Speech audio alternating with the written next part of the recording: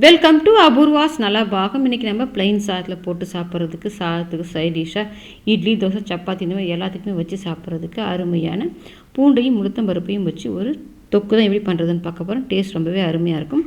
வாங்க இப்போ எப்படி பண்ணலான்னு பார்க்கலாம். நம்மக்கிட்ட கல்கத்தா இண்டாலியம் கடாய், இண்டாலியத்தில் சப்பாத்தி உருட்டுற மனை, இடி உரல், தோசைக்கல், பொடி உள்ளது, பொடி இல்லாதது எல்லாமே நம்ம சேல் பண்ணிகிட்டு இருந்தோம். இப்போ பார்த்தீங்கன்னா அது கூடவே நம்ம ட்ரை ப்ளையில் ஸ்டெயின்லெஸ் ஸ்டீல் ட்ரை ப்ளை கடாயுமே நம்ம சேலுக்கு எடுத்துகிட்டு வந்திருக்கோம். இதுவுமே கொண்டு வந்திருக்கோம். இதை பார்த்தீங்கன்னா நல்லா ஆன்லைனில் விட நம்ம கம்மி விலையில் தான் கொடுக்குறோம். நல்ல குவாலிட்டியான இருக்கும். அதே சமயத்தில் நல்லா ஹெவி வெயிட்டாகவும் இருக்கும். நீங்கள் இதை அடி பிடிக்காது. நீங்கள் இது கேஸ் அடுப்புலையும் சமைக்கலாம். சாண்ட்விச் பாட்டம் இருக்கிறதால நீங்கள் இதை இண்டக்ஷன் அடுப்புலையுமே வச்சு நீங்கள் சமைக்கலாம். உங்களுக்கு இண்டாலியம் கடாய் வேணுமோ இல்லை ட்ரை ஃப்ரை கடாய் வேணுமோ எது வேணுமோ ஸ்க்ரீனில் நான் கொடுக்குற நம்பருக்கு வாட்ஸ்அப் பண்ணுங்கள்.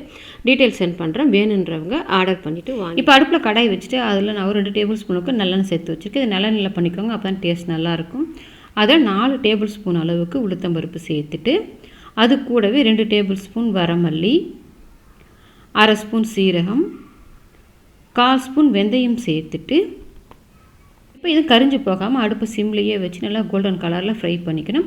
இப்போ இந்த உளுத்தம்பருப்பு எல்லாம் பச்சைத்தன்மை போயிட்டு ஃப்ரை ஆகி வரட்டும். இப்போ பார்த்தீங்கன்னா தீஞ்சு போல் அதே சமயத்தில் பாதி அளவுக்கு உளுத்தம்பருப்பு செவந்து வந்திருக்கு.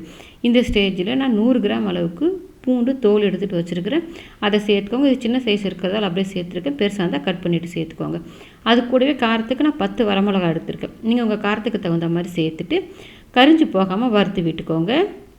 இப்போ நல்லா ஓரளவுக்கு வறுபட்டு வந்த பிறகு இதில் 2 கொத்து அளவுக்கு கருவேப்பிலை சேர்த்துட்டு ஒரு சின்ன லெமன் சைஸ் அளவுக்கு புளி சேர்த்துக்கோங்க. புளி அதிகம் சேர்க்க வேண்டாம், இந்த அளவுக்கு சேர்த்திங்கன்னா சரியாக இருக்கும். அப்படியே அந்த புளியை பிச்சு போட்டுட்டு புளியோட பச்சைத்தன்மை போக அப்படியே வதக்கி விடுங்க. சிம்லேயே வச்சு வதக்குங்க. அப்போ தான் நமக்கு கரிஞ்சு போகாமல் நல்லா கோல்டன் கலரில் ஃப்ரை ஆகி வரும். இப்போ பார்த்தீங்கன்னா உங்களுக்கு தெரியும் நல்லா கரிஞ்சு போல் கோல்டன் கலரில் நல்லா ஃப்ரை ஆகி வந்திருக்கு பாருங்கள். உளுத்தம்பருப்புமே பாருங்கள் நல்லா செவந்து வந்திருக்கு. இப்போ நம்ம இதில் எண்ணெய் நிறைய சேர்த்துருக்கிறதால இப்போ எண்ணெயை வடிச்சுக்கோங்க. எண்ணெயை வடிச்சிட்டு இந்த உளுத்தம்பருப்பு, பூண்டு, மிளகாய் இதை மட்டும் வேறு ஒரு பிளேட்டுக்கு மாற்றிக்கோங்க. இப்போ நான் எண்ணெயை வடிச்சிட்டு வச்சுருக்கேன். இந்த எண்ணெய் அப்படியே இருக்கட்டும். இப்போ தட்டில் வச்சுருக்கிறது நல்லா ஆற வச்சுக்கோங்க. இப்போ ஆற வச்சுருந்ததை நான் மிக்ஸி கப்புக்கு மாற்றிட்டு வச்சுருக்கேன். அது கூடவே இந்த தொக்குக்கு தேவையான அளவுக்கு உப்பு சேர்த்துட்டு தண்ணி சேர்க்காமல் பல்ஸில் போட்டு நல்லா இந்த பருப்பெல்லாம் ஓரளவுக்கு மஞ்சள் வர அளவுக்கு மைய வச்சுக்கோங்க. தண்ணி ஃபஸ்ட்டே சேர்த்துட்டோம்னா நமக்கு இந்த பருப்பெல்லாம் அந்த அளவுக்கு மஞ்சள் வராது.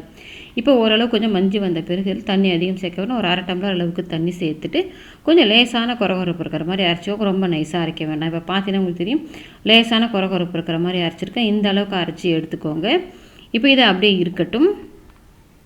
நம்ம ஏற்கனவே கடாயில் இந்த வதக்கின எண்ணெய் இருக்குது பாருங்கள். அது கூடவே நான் இன்னும் ஒரு டேபிள் ஸ்பூன் அளவுக்கு எண்ணெய் சேர்த்துட்டு தாளிக்கிறதுக்கு 1 ஸ்பூன் கடுகு, 1 ஸ்பூன் உளுத்தம்பருப்பு சேர்த்துக்கோங்க. சேர்த்துட்டு இந்த கடுகு பொரிஞ்சிட்டு உளுத்தம்பருப்பு நல்லா செவந்து வரட்டும். இப்போ கடுகு பொரிஞ்சிட்டு உளுத்தம்பருப்பு நல்லா செவந்து வந்த பிறகு இதில் ஒரு 1/4 ஸ்பூன் அளவுக்கு பெருங்காயத்தூள் சேர்த்துட்டு ஒரு மீடியம் சைஸ் வெங்காயம் ஒன்று பொடியை கட் பண்ணிவிட்டு வச்சுருக்கிறேன். நல்லா பொடியை கட் பண்ணி சேர்த்துக்கோங்க. அது கூட ஒரு கொத்து கருவேப்பிலையும் சேர்த்துட்டு இந்த வெங்காயத்தை நல்லா ப்ரௌன் கலரில் வதங்கி வரும். நல்லா வதக்கி விட்டுருங்க. இப்போ வெங்காயம் பார்த்தா நல்லா ப்ரௌன் கலரில் வதங்கி வந்துருச்சு. இப்போ இது கூட பார்த்திங்கன்னா நம்ம ஏற்கனவே தொக்குக்கு உப்பு சேர்த்தாச்சு. இந்த வெங்காயத்துக்கு மட்டும் தேவையான உப்பு சேர்த்துட்டு 1/4 ஸ்பூன் மஞ்சள் தூள் சேர்த்துட்டு அப்படியே கலந்து விடுங்க. உப்பு சேர்ந்து வந்துடும். மஞ்சத்தூளோட பச்சை வாசனையும் போய் வந்துடும். இப்போ மஞ்சத்தூளோட பச்சை வாசனை போயிட்டு வதங்கி வந்த பிறகு நாம் ஏற்கனவே அரைச்சி வச்சுருந்த அந்த உளுத்தம்பருப்பு, பூண்டு பேஸ்ட்டு இதில் சேர்த்துட்டு தண்ணி அதிகம் சேர்க்க வேண்டாம். ஒரு 1/4 டம்ளர் அளவுக்கு மட்டும் சேர்த்து மிக்ஸி கப் அலசி சேர்த்துக்கோங்க. சேர்த்துட்டு நல்லா கலந்துவிடும். தண்ணி அதிகமாக சேர்த்துனா நம்ம தொக்கு ரெடி ஆகிறது ரொம்ப டைம் எடுக்கும். கொஞ்சமாக சேர்த்து நம்ம சீக்கிரமாகவே தண்ணி வற்றி வந்துடும். இப்போ நல்லா அடுப்பை மீடியம் ஃப்ளேமில் வச்சுட்டு நல்லா கை விடாமல் கலந்து விட்டுக்கிட்டே இருக்கு. தண்ணியெல்லாம் வற்றிட்டு நல்லா தொக்காகி வரும்.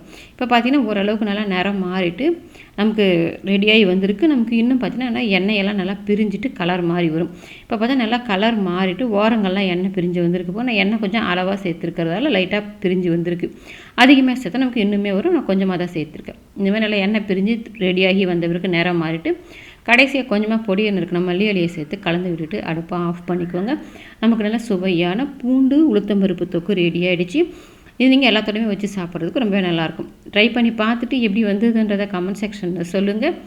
லைக் பண்ணுங்கள், ஷேர் பண்ணுங்கள். அபூர்வாஸ் நலபாகத்துக்கு சப்ஸ்கிரைப் பண்ணுங்கள். கூடவே பெல் பட்டனை கிளிக் பண்ணுங்கள். அப்போ தான் என்னோடய போஸ்ட்லாம் உங்களுக்கு உடனடியாக கிடைக்கும்.